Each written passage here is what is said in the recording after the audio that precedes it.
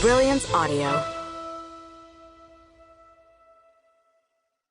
Reality Plus, Virtual Worlds and the Problems of Philosophy by David J. Chalmers, performed by Grant Cartwright.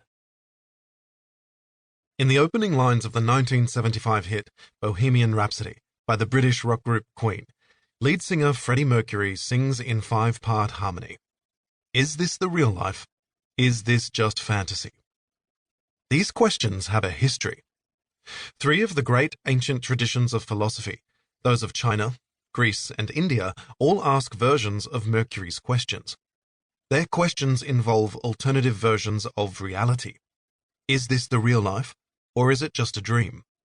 Is this real life, or is it just an illusion? Is this real life, or is it just a shadow of reality? Today, we might ask, is this real life, or is it virtual reality?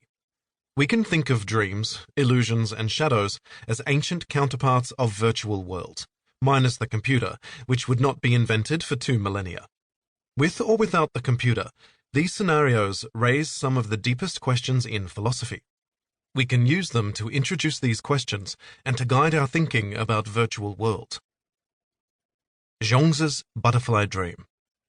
The ancient Chinese philosopher Zhuangzi, also known as Zhuangzhou or Chuang-Tzu, lived around 300 BCE and was a central figure in the Taoist tradition. He recounts this famous parable. Zhuangzi dreams of being a butterfly.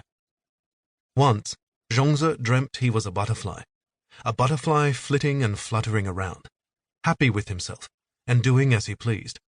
He didn't know he was Zhuangzi.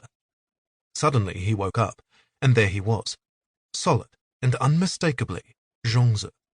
But he didn't know if he was Zhuangzi who had dreamt he was a butterfly, or a butterfly dreaming he was Zhuangzi. Zhuangzi can't be sure that the life he's experiencing as Zhuangzi is real. Maybe the butterfly was real, and Zhuangzi is a dream. A dream world is a sort of virtual world without a computer. So Zhuangzi's hypothesis that he is in a dream world right now is a computer-free version of the hypothesis that he's in a virtual world right now. The plot of the Wachowski sisters' 1999 movie The Matrix provides a nice parallel. The main character, Neo, lives an ordinary life until he takes a red pill and wakes up in another world, where he's told that the world he knew was a simulation.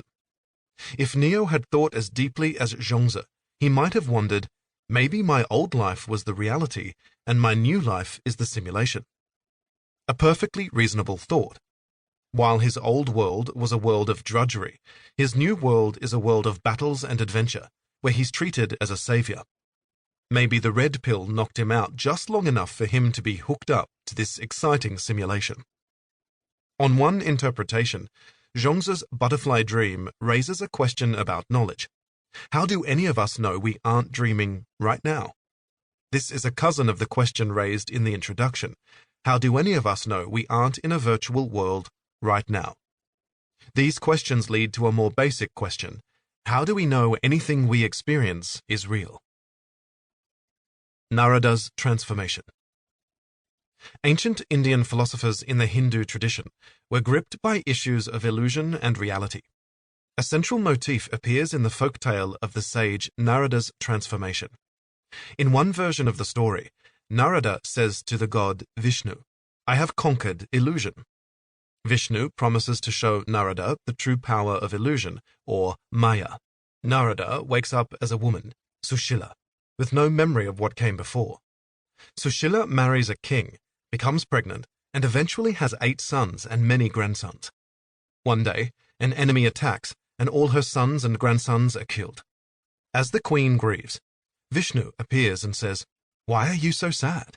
This is just an illusion." Narada finds himself back in his original body only a moment after the original conversation. He concludes that his whole life is an illusion, just like his life as Sushila. Narada's life as Sushila is akin to life in a virtual world, a simulation with Vishnu acting as the simulator. As a simulator, Vishnu is in effect suggesting that Narada's ordinary world is a virtual world too.